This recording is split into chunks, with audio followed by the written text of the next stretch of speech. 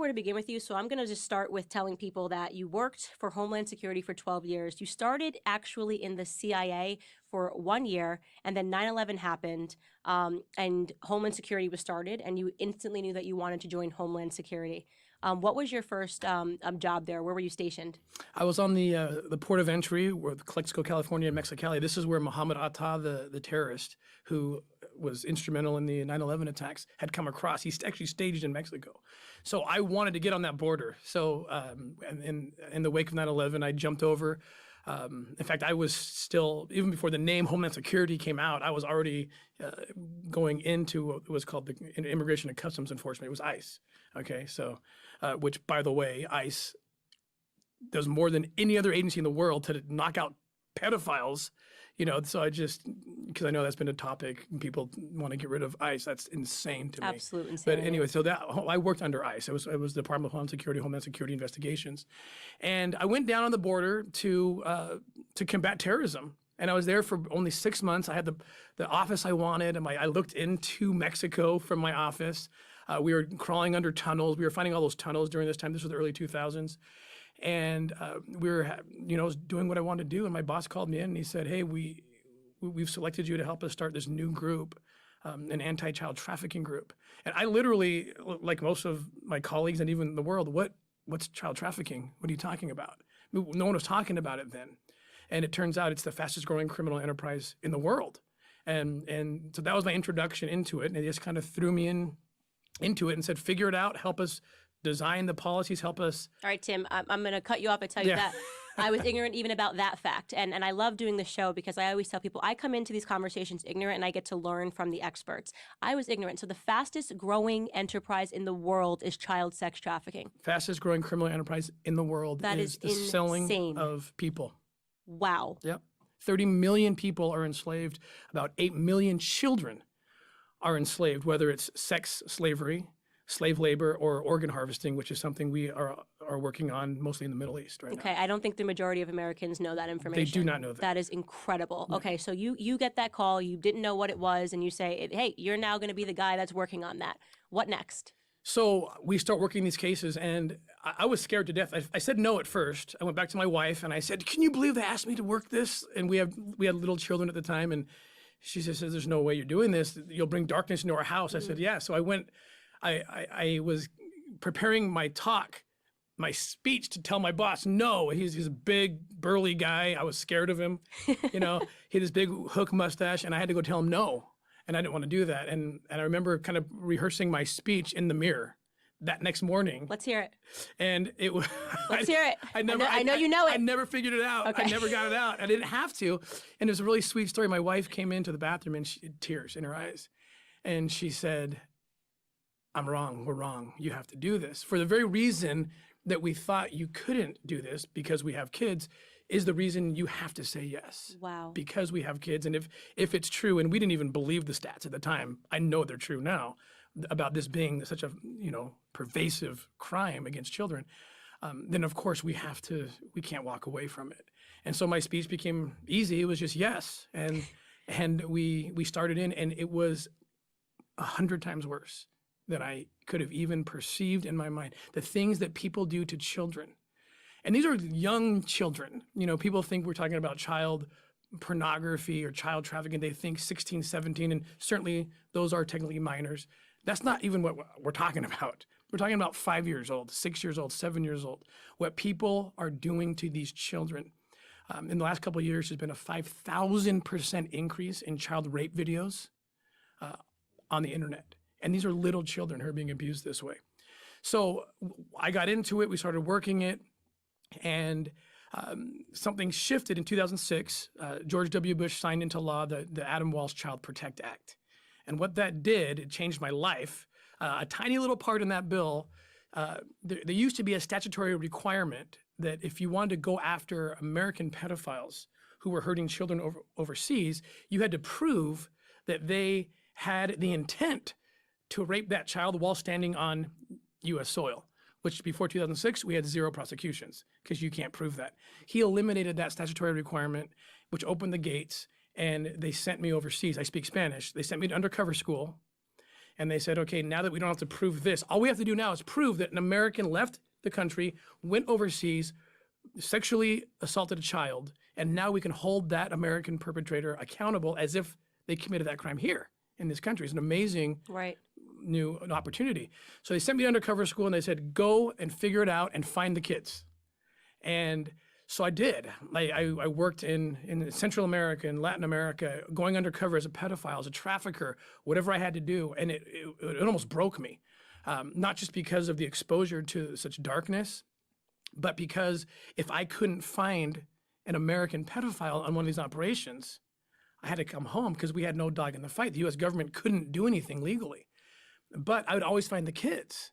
Wait, hold on. Wow. So if you were overseas and you did find, yes, this is a pedophile, this person is involved in sex trafficking, unless you could locate one American in that, you had to walk away from the situation. Am I understanding that correctly? That's correct. Wow, that's really heavy. It was hard, and I didn't blame. I would have made the same decision. It's a constitutional question. Right. It's a legal question. And the country that we're working with, who are helping us, they said, "Where are you going, Tim? You've made yourself the bait.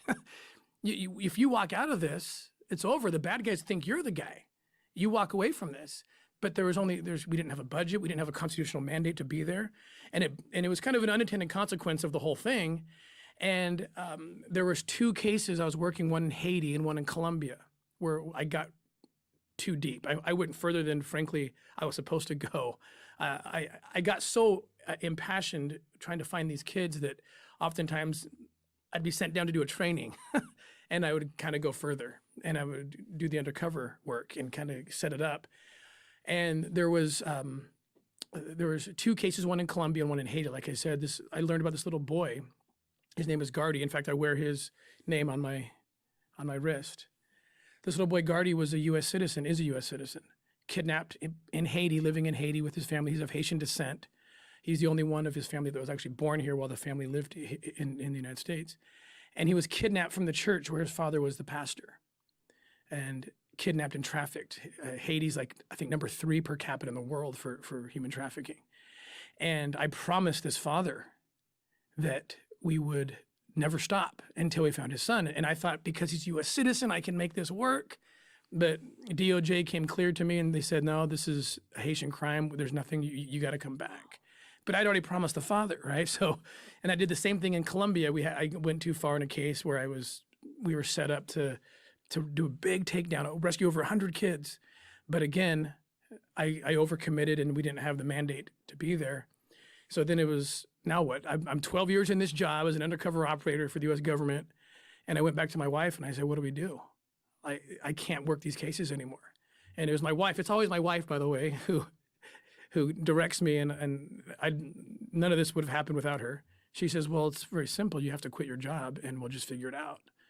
And I had just been on the Glenn Beck show for a book I wrote. Had nothing to do with trafficking. And I didn't know Glenn that well, other than I was on a show once. And he didn't even know what I did for a living, except I wrote this book about American history, about religious liberty. That was kind of my hobby. And I called Glenn and I said, I'm stuck. I need to tell you what I do for a living. And against all the advice of his attorneys, of his company, he said, I can't say no to this. And he raised the money for us to go back down and do those 2 hits. Wow. So Glenn Beck is the co-founder of all these, according to me. He really is. And he's one of our closest friends and allies to this day. So we went down and we quit. We started this foundation. I pulled in a kind of a coalition of willing people who would work for free because I didn't have enough money. Former Navy SEALs, guys I knew in the government who came in, former FBI, Homeland Security guys, local cops. And we went down and we were successful. We went in Colombia and rescued over 100 kids. Wow. On that operation. And on the Haiti operation, we found the captors. We liberated the other children. They had 28 children that they were holding captive. And we were able to liberate those children, get the bad guys in jail. But the little boy Gardy, who I wear this to remember him, he wasn't there. He'd already been sold, and we haven't found him yet. Wow. I want to ask a question. When you say I know you're oversimplifying it. We went down there, we liberated them, right? Yeah. That sounds super easy, like you pressed a button, and Yeah. it's not pressing a button. No, it's not. What does that take? Take me through the day when this operation is going to come into fruition. So you're watching these guys, you're studying them, you know who the players are, you know where the children are, right? Who are the people? Because you've assembled this team. Now you're on your own. You don't have government support, right? Who is around you? Who are you? Are you working with the government in Colombia? Who are the men that are going in and busting down doors? What does it take? Yes, excellent question. So yes, we always work with government, or we won't work at all. So we basically become consultants for the government, and they'll sign us up as informants, officially, legitimately, as informants that allow us to legally then go undercover on behalf of the government. So in the case of Haiti, we went down there. We were able to get phone records. See, a place like Haiti. Here's the problem: these kids that get trafficked and kidnapped in these countries that are developing. There's almost no hope because a lot of these countries, most of them don't even do proactive investigations. We're very blessed to live in this country. We have, first-class law enforcement, federal, state, local. Over there, they don't. And a proactive investigation, which is required to liberate children, they don't do them. Right. It's all they can do to keep up with the reactive, the dead bodies, the homicides they have to deal with every day. And so we were able to go in and say, look, we'll help you do these proactive investigations. So we helped them, and they got phone records, and we were able to locate this place where we were certain that the little boy had been taken at one time. And so we flew a drone really high over it, and we're just mortified to see we counted 20 some odd children in this compound. There was high walls, you couldn't see around it. And then we had to get in. So what's going on in there? So we drive up to this place, and they've painted on the wall in Haitian Creole, Happy Day Orphanage. Well, there's no registered orphanage in Haiti called that. And so we know it's a front. What are they doing? Well, we know what they're doing. They're selling. If there's 8 million children who are being sold into slavery, 2 million of those are just sex slavery every year. How do those kids get into the market? This is how they get into the market. After the big earthquake in Haiti or in any kind of natural disaster, what happens is people do this. They throw up a sign that says orphanage, and in the wake of the chaos, innocent people are taking children. Oh, we'll take them here, and it's harvest time for the traffickers. This is how children get put into the sex trafficking or the labor trafficking market. And so the Haitian government volunteered me to go undercover and just walk into this place. You just walked in. Just walked in. Blind, walked in, didn't know what you were walking That's into, right. if you were going to get killed. That's right, because we had no other option. We couldn't get any more intel except that someone went in. And being an American, I would have more ability to kind of trick them, right? Because I don't look like I work for the Haitian police. No. So we wired me up, cameras in glasses, cameras in backpacks, hidden cameras, and I walk into this place, and it was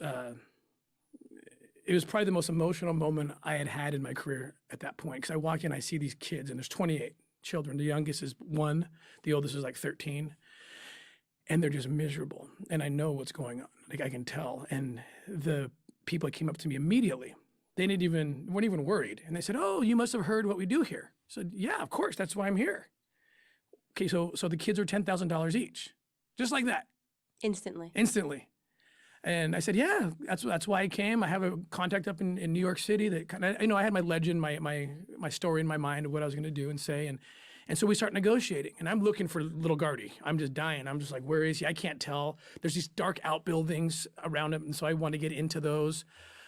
And so the police had told me, because again, we work under their jurisdiction, if you can't find Gardy and they offer to sell you a child, buy the child. Go through with the deal. Let them conclude this deal, which will give us the evidence we need to then take this place down, and then we'll really be able to find Gardy. So at this point, I have to pick a child to buy in a sting operation, and I'm looking around, and I actually have the undercover footage. You can see this because I had another guy with me. There's 2 of us that walked in, and so he caught me as I'm looking for this kid. Who am I going to buy? And this beautiful little boy, he's about probably 2 years old. He basically picks me, and he walks up to me, and I just hold this little boy in my arms, and I said, "Okay, he's the one I'm gonna buy." I take him in my arms and I walk into some of the outbuildings while my colleague is keeping the traffickers occupied, negotiating a price and so forth. And so I'm looking in, I got my camera to pick up any other faces, any other children. And as I'm walking into this dark outbuilding on this premises, this dirty, smelly, evil place, I hear the footsteps of another child who's following me. And I swing around and there's this 3-year-old girl. And I'll tell you in a minute why I'm getting so emotional. There's a reason. And she's looking at me and she's looking at him, and I want to kind of get her out of the way. I don't want to create, a lot of attention around what I'm doing. So I give her a candy bar. Now these kids are all, we find out later, and I could tell in the moment, all of them are on the verge of starvation. And I give this little girl a candy bar. She's probably never seen a candy bar. And I said, take this outside, you can eat it outside. And I have children, I know they respond to that. This little girl did something I'd never seen any child do. She took the candy bar, she broke it in half, almost like muscle memory, not even thinking, without taking her eyes off the little boy in my arms, breaks that candy bar in half and hands the other half to the little boy. And I just knew, God told me in that moment. They're related. They're brother and sister. Wow. All they have is each other. That's it. And what have I done? How many Americans have come down to this place, picked up a child, and that child disappears forever, and this little girl's not going to let that happen. And so I broke the cardinal rule of undercover operators in that moment. This first and last time I ever did it. I knelt down, I put the little boy down. Right when I put him down, she grabs him and protects him from me, which was the sweetest thing. This little girl is just my hero. And then I broke this rule by telling them who I was, that I am here to help them, and then they need to help me, and just go along with what I'm doing, and we will get you guys out of here. And she knew this girl's brilliant. She's gifted in a way that most children aren't. And so she does, and she goes along with this. We end up getting the kids out. We buy those kids in a sting operation, in a sting deal. We had to go to another hotel that we had set up where we had cameras wired to make sure we got all the dialogue and all the evidence we needed. It went off perfectly. The traffickers got arrested. They liberated the orphanage, the false orphanage. And little Gardy, of course, wasn't there. But the father, I told you about the father of this little boy who I met, who I made the promise to, that we would never, he's a pastor of his congregation, of his Christian church. I promised him that we would never stop till we found his son. He's waiting in another hotel for the good news. He's waiting for me to walk through the door with his son in my arms. And we all knew that was going to happen. We believed it. And I still had hope at this moment when the police raided the front orphanage that Gardy would be there. And about 30 minutes later, they called me with the devastating news that he's not here. We got 28 kids, but we didn't get him. And I had to go back and tell this man what happened. And it was the most difficult and most inspiring conversation I've ever had with a human being. I went back, sat down with him. He was in the lobby of the hotel, and without saying a word, he just breaks down. I break down. We're just sobbing without even exchanging any words, because he knew that I didn't have his son. Yeah. But I did eke out the words to him, but we did get 28 kids out. And then he did this most amazing thing. He slaps his hand on the table and he pops his head up, and his tears are drying. I'm still crying. He's not. And he says, "Stop crying. This is amazing." I said, "What's amazing?" He said, "You just told me we rescued 28 kids." I said, "Yeah, but I'm worried about the one we didn't get." And he says, "No, you're missing it. If Gardy hadn't been kidnapped, none of those kids would have had a chance. His kidnapping led to this." And I thought, wow, I couldn't say what you're saying were roles reversed. And then he said this, the most profound thing anyone's ever said to me. He said, "If I have to give up my son so that those 28 kids could be rescued, then that is a burden I'm willing to bear." Wow. And we've rescued over 3,000 victims and children since that time. And they're all because of this sacrifice. So back to those two little kids. So I go home that night, and I'm just an emotional mess. Just like, I'm happy and I'm sad and I'm bewildered by this man. He in fact went to the police right after that. I went with him, and he said, "If you can't find parents for these children who were rescued in the name of my son, I will bring them home." He went home with 8 of those 28 kids. Oh my goodness. Unbelievable. So I go call my wife that night from this crappy, Haitian hotel room. I remember there's rats running around. That's all we could afford at the time. We were like piled up, like 10 of us in a room. And I couldn't sleep. And I told her the story. I said, can you believe this? And I said, I want to be like him. Like Gesno Marty, that's his name. And she said, and I got to be careful what I say to my wife because when she says something, I know it's inspired, especially, when she says it that way. And she did one of those on the phone and she said, well, let's be like him. I want to be the mother of those 2 children that you had to buy, that you bonded with. I want to be their mom. Will you make that happen for me? And I was just like, are you kidding me? Like, we have no money. I just left my secure job to start a nonprofit. But I knew that she felt it and we did it. And those kids have been home for 2 years now. Oh my goodness. That is such an incredible story. So we have 7 of our own. So that made 9. You have 9 children. We have 9, yeah. Wow. Yeah. Just doing the God's work. I mean, that really is God's work.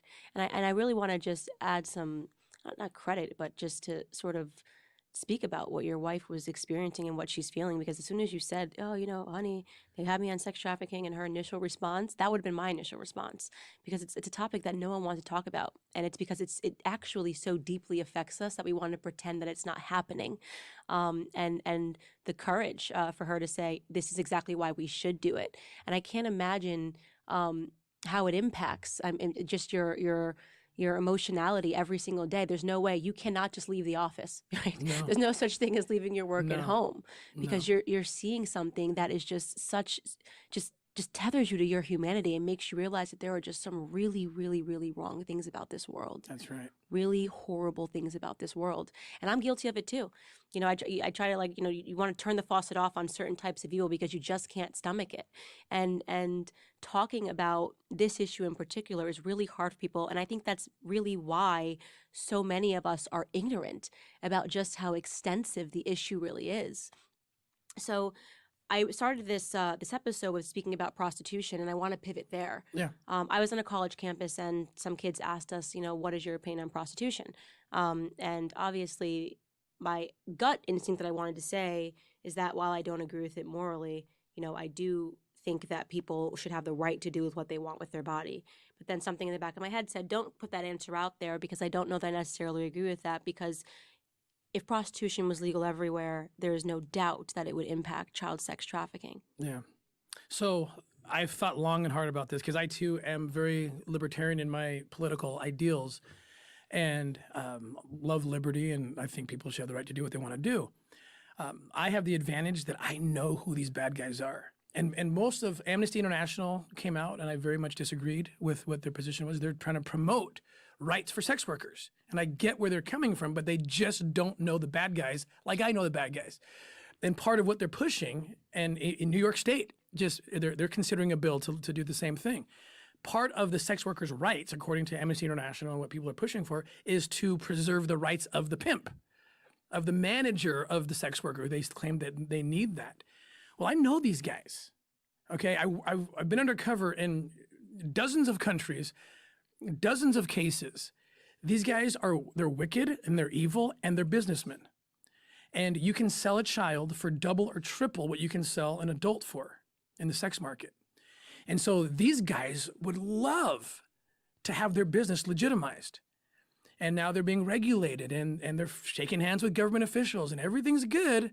Of course, I'll never show you the 12 little children who are under 10 years old that I have in the basement, but they're for sale too. And they're going to use this new sex market that the laws have created for them and legitimized for them, and those kids will be hurt. I'm certain of it. I know these guys because I meet with them, and all the guys selling kids also have the adults for sale as well. And they're always trying to upsell you, like, but you can get a 12-year-old for just add on $500 more and I'll give you the 12-year-old. I got a couple of virgins too, that's $1,000. Wow. That's this is their business. And so to legitimize it, and plus, when you go into these countries that have limited resources, they don't have enough, like I said earlier, to do these kind of proactive investigations already. Now you're going to utilize government time, right, that they don't have and resources to regulate this new market, leaving even less time for them to do what they weren't doing before, which is investigating the cases. So you've legitimized this thing, you've created a sex market. And so the question is this: what's more important? preserving the rights of children from not being raped, or preserving the rights of an adult from being a sex worker? I'm going to choose the children. Right, every And single it's time. every time, and that's why I've come down strong on the position of no, do not legalize prostitution. Now, do not criminalize prostitutes either. I'm very much against any prostitute being prosecuted. I've seen too many prostitutes who, once they've come out and told their story, they were that 10-year-old. They were that 11-year-old. And so I would never, ever prosecute prostitutes. So what I see that people try to do when people defend sex work, and especially, I mean, this is happening on a cultural level. I had one guest who explained to me, actually showed me that Teen Vogue, so, which is appealing to 13-year-old prepubescent young women, is saying, has a headline this past year that said sex work is real work. And they go on to defend why sex work should be defended, is defensible, and why we need to open up the laws. And all of this is sort of falling under the umbrella of sexual liberation. And it seems like we never can get sexually liberated enough, right? I mean, it just keeps going, and they need more sexual liberation.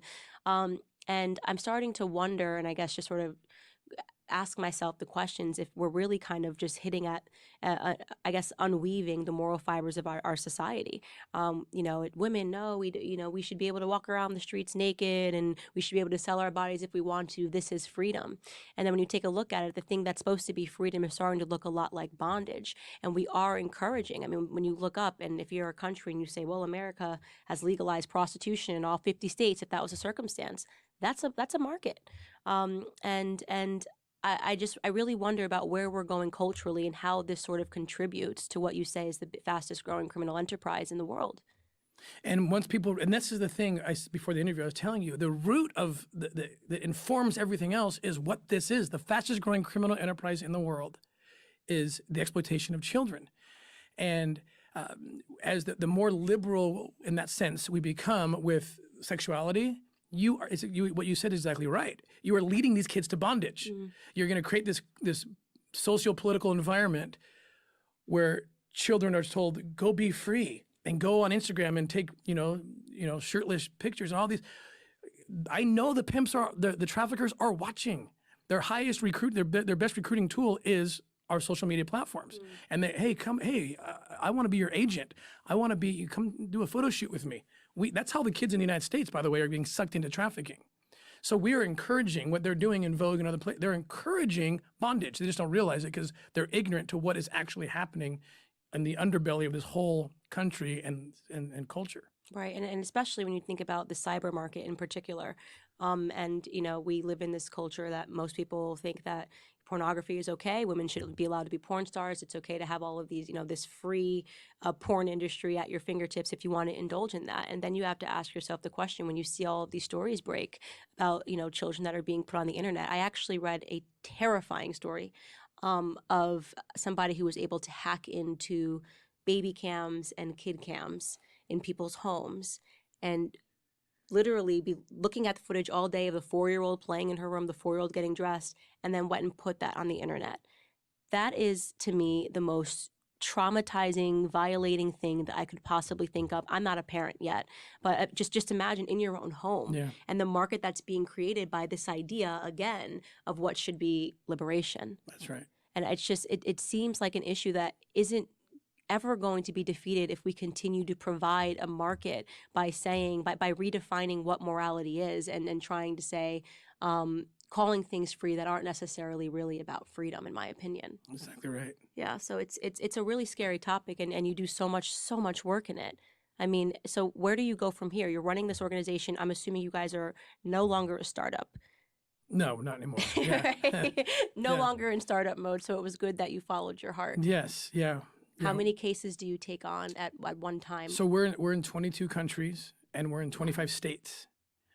We just had our 1,000th rescue this summer just for the year, so every year has been better than the next. And we just continue to grow and provide the tools and education that jurisdictions, including here in the United States, that don't always have to combat trafficking. The other thing that we picked up, in 2015, Glenn Beck started the Nazarene Fund to get the Christian people out of the Middle East, out of Iraq, as ISIS was rolling in. And He moved. What he did was absolutely phenomenal, by the way. But he'll never get credit. There should be a movie made about him. He moved 10,000 people out. I love what Oskar Schindler did during, getting 1,200 Jews out. What an amazing story. Glenn got 10,000 of people out of the Middle East and into safety before ISIS came in. And once they came in, we know what they did. Sex slave markets like we've never seen. Christian Yazidi children and women killed the men. And then a couple years ago, 2.5 years ago, Glenn called me and said, I need you to take over, OUR to take over the Nazarene Fund. Wow. So he's still the founder, and we still work closely with him and Mercury One. So we're doing a lot of work in the Middle East now. So we're running these operations. ISIS is still alive. They don't have territory anymore. The caliphate has been destroyed, but they still exist, and they still have thousands of kids in their possession. These are some of the most grotesque people I've ever seen. I mean, they recruit pedophiles. Anyone can come in and join ISIS. Pedophiles join because of what they can now do. And so we're still working a lot on opening up those areas and getting those children out of the hands of What ISIS. country is the worst for sex trafficking? It's really any developing country that has a resort town. Okay. Kind of is the worst. I'll tell you, we have our biggest office in Southeast Asia. There's a lot going on there in Thailand, and Interesting. a lot of that's where Westerners go to find children, unfortunately, and we actually target Americans. We help the Thai police target the Americans who are coming to abuse their children. And how are we doing in America in terms of conquering this issue? Probably better than any other country because we have the best law enforcement in the world, and we have high-tech solutions that are unbelievable. The Homeland Security investigations where I came out of, leading the way, just so impressed. They're our best partners. The Internet Crimes Against Children task forces, which we have, are phenomenal. We support those as well, our foundation. But there's still roughly 250,000 children in the United States currently being sold into sex slavery. And that number, thousands of children are brought in from foreign every year. Here's the problem with America is that we are the #1 consumer of child rape videos in the world. Rape videos. Rape videos. We are the demand, which is why Exactly what I was talking about. which is why 2006 we had to pass the law because George W. Bush recognized and Congress recognized we are the problem. And our people are going over and abusing these children. So that was kind of the genesis of that bill. But kids are still being brought over, and they're still being exploited because if a trafficker can get that child into the United States, the price just went up. He's going to make a lot more money by bringing the product to the market where it's a higher value. And so there's a big problem, and this is why this is one of the arguments that I made. I had the opportunity to brief the president and Congress, and I wrote an op-ed when this whole wall debate was coming up because we've rescued the children in New York City who, but for the wall, they would have been rescued. The kids who were trafficked through the desert with no barrier. And I've talked to these kids, we get them out, and they said, once they know, some of them are getting older now and they're looking back, what happened to them? There's one little girl who now works for us. She's in her early 20s. She was kidnapped at 12 years old in Mexico. And she was brought up, no barrier, border, or anything, marched right into New York City. And between the ages of 12 and 17 years old in New York City, this little girl was raped, we guess, about 60,000 times before she was finally set free. And that's the fate of thousands of children. Now, she looks back on this and says, you know what? I wish there had been some kind of opportunity, one last opportunity for me. Had there been a border or a wall where they forced the trafficker to take me through the port of entry, and I saw that law enforcement officer, who, by the way, these guys are trained to look for this. She said, I would have reached out. Help me. It's a one last chance. So I was going crazy during this debate about how a wall does nothing. I was like, tell that to these countless children who were raped hundreds of thousands of times, that it means nothing, that there's no opportunity there. So we are a major part of the problem and should be a major part of the solution. Well, let me just say, I mean, from the bottom of my heart, this has got to be one of the most interesting, heart-wrenching discussions that I've ever had on the show.